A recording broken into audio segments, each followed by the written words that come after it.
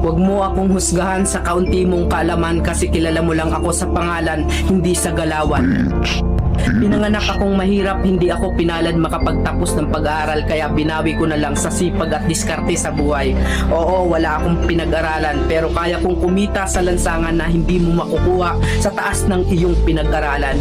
Bago mo ako husgahan, daanan mo muna lahat ng napagdaanan ko para malaman mo kung sino at bakit ako ganito.